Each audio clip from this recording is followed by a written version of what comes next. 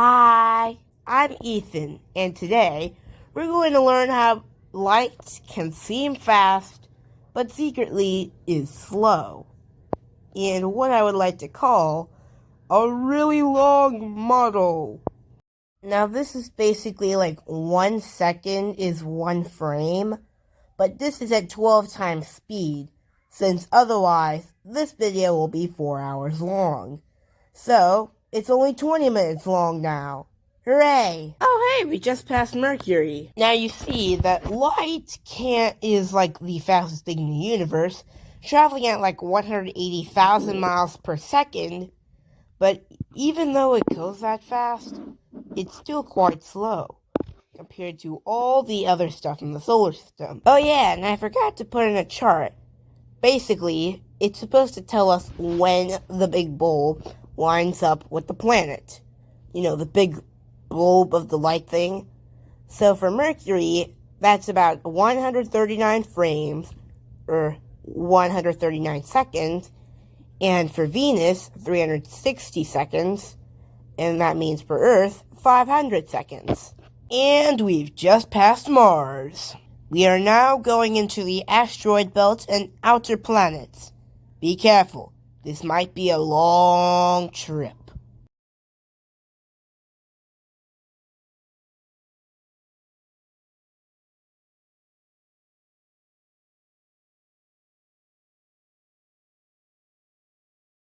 We have now reached the asteroid belt. I repeat, we have now reached the asteroid belt. Oh, and by the way, everything in the solar system is set to scale, except the parts in the asteroid and Kuiper belt. Those are largified.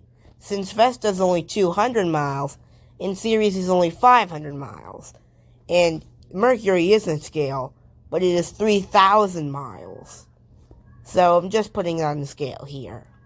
Well, it's not in scale, but you know what I mean. Now, as we're traveling through the asteroid belt, you may start to see that there's asteroids everywhere. Well, actually, it most likely is a distance between one asteroid and another, the distance of the Earth to the Moon. The asteroid belt is not much, consisting of actually known to be around 1,000,000 asteroids, which, if they are about 10 miles, doesn't really cover most of the distance here. And by long, I mean long. Like so long, it's probably going to take more than 20 minutes, maybe like 30 or 40, to go through this entire video. Because the solar system's just that big. It's massive. Its entire solar system size is light years. And so long that I might have to take breaks in speech. Because I don't know what to say until, the next planet comes, like Jupiter.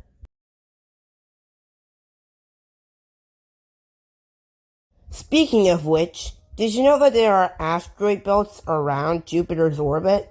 They're called the Trojan asteroids. And hey, look, Jupiter. Huh. Yeah.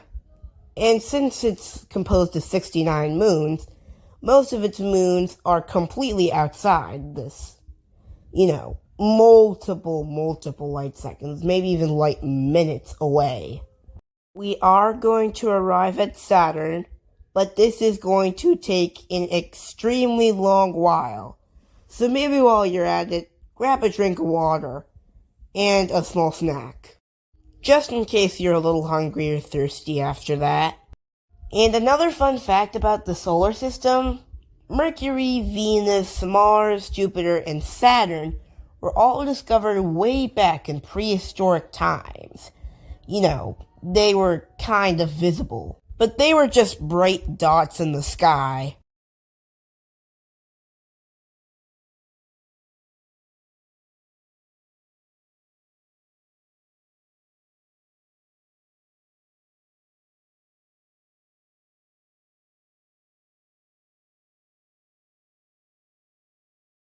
And the asteroid and Kuiper belt stuff are magnified by 20 times. Just in case if you're wondering.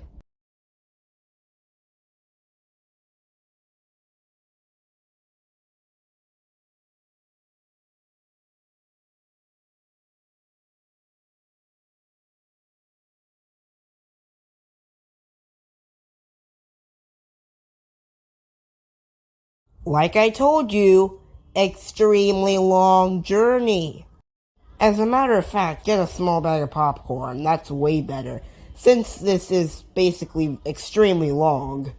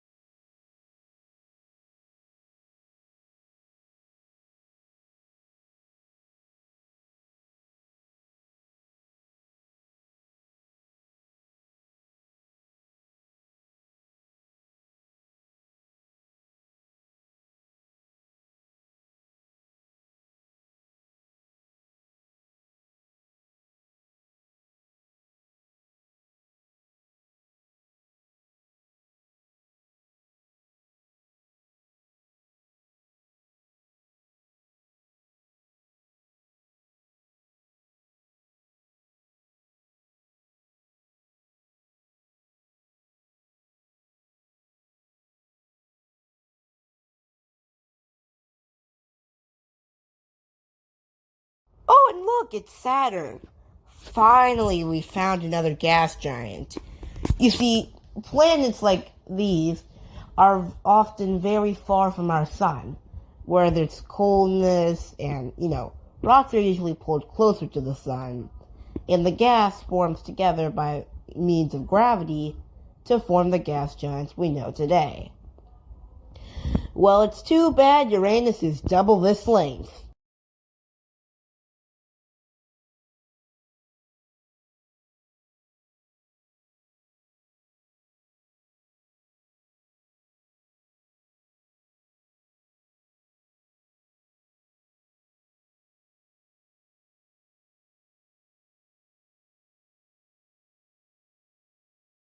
Oh yeah, and while you're watching this, I really hope you could like and subscribe. I mean, not that you have to, but this channel hasn't really gotten much subscribers as its viewers.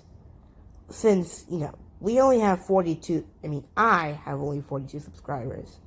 I'm the only creator of this channel. Well, my mom helped me a little, but yeah. And so far, I've gotten over 600 views. And it isn't much, but at least it's something, so I hope you subscribe and like.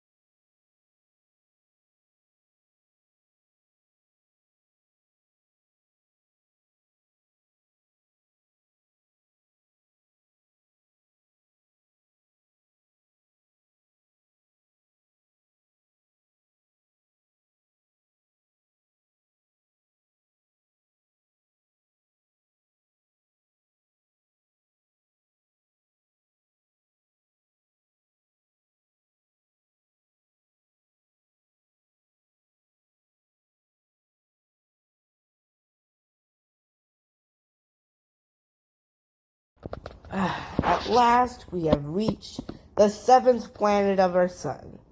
I mean, we still have to go through Neptune and the dwarf planets. But other than that, everything is fine. We've just reached it. And so, we've got a lot more longer until we reach Neptune. And also, a fun fact about Uranus. It was discovered around the 1700s by a man named William Herschel. Wait, that sounds like Hershey's from the chocolate? Yeah. I wonder why it's so familiar. Oh yeah, it's because the man who made the brand was named Hershey. Yeah, his last name was Hershey. Yeah, now I get it. It has nothing to do with it at all. It was just a coincidence. There are a lot of coincidences throughout history. Like a bazillion of them throughout history. I don't know why, but I guess it's the phrase, history repeats itself. It is true.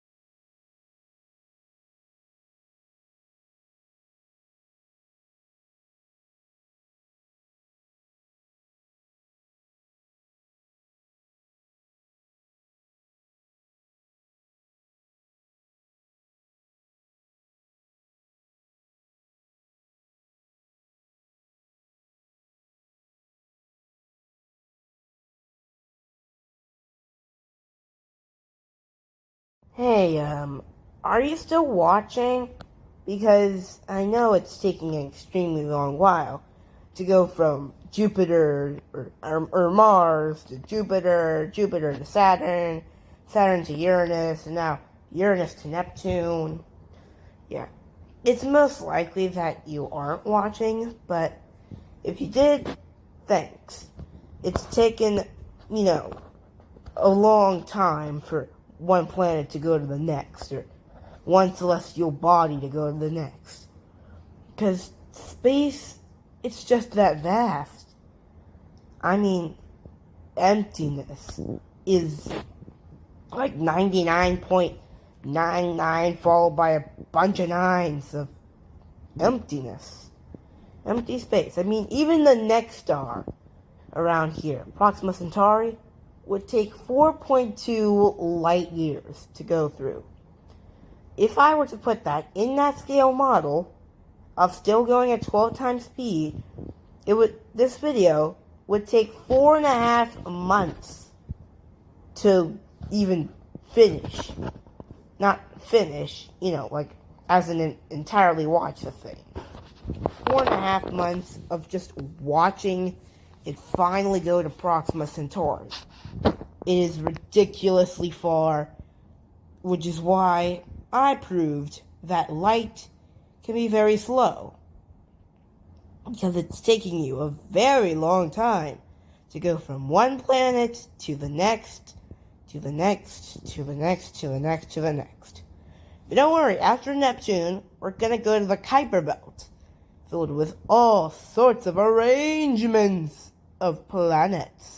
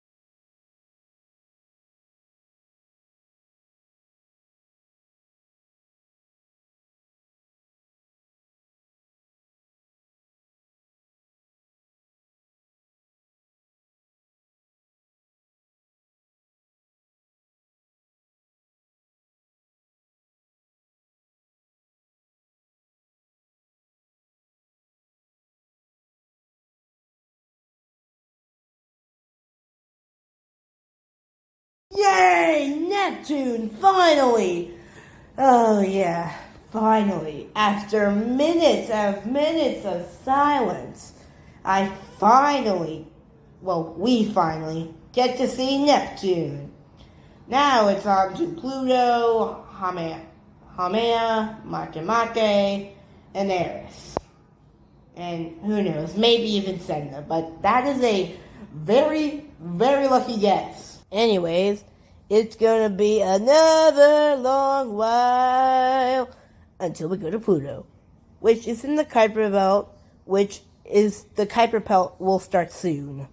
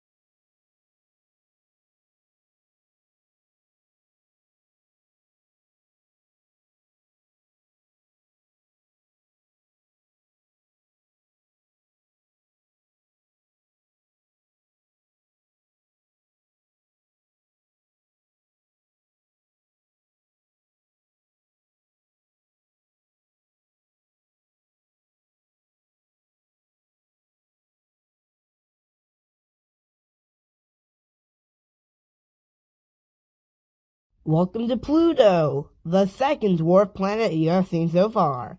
Yes, Ceres is a dwarf planet, not an asteroid. It's just in the asteroid belt. But it's large enough to have a circumference, a perfect, and I'm exaggerating here, circumference. It's circular. Like, well, there's craters and stuff, but that's just some of it.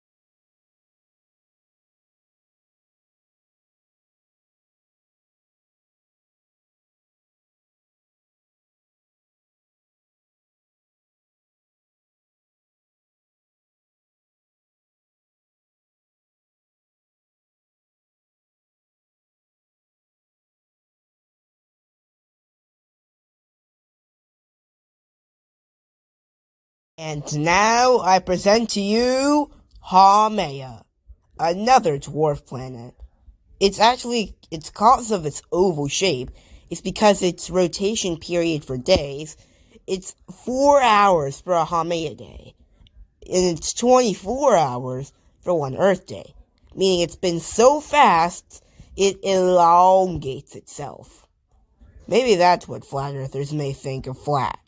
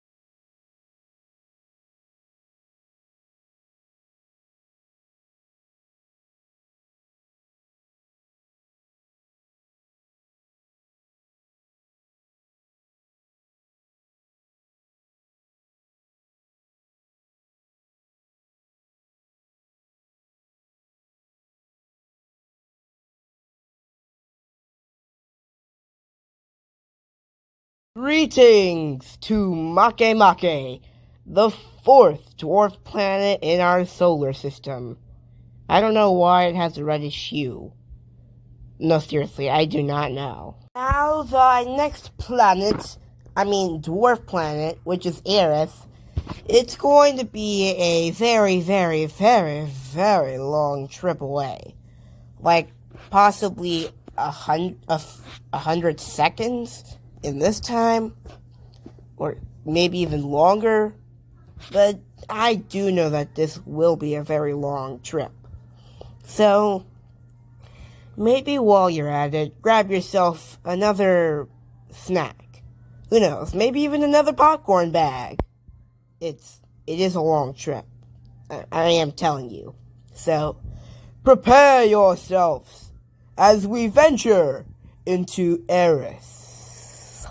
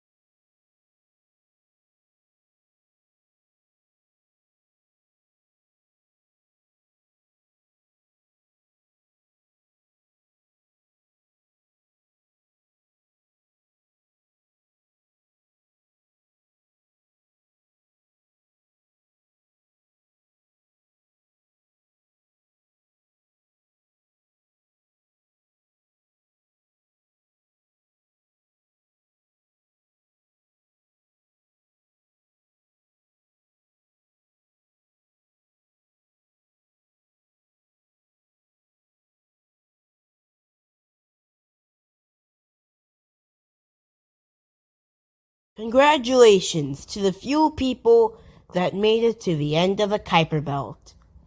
That's pretty much the end of the solar system for now. Well, it's not technically the end of the solar system, but it is where I will stop. Anyways, I hope to see you soon. And now that I've proven that light can be slow, I have proven my reason. Bye.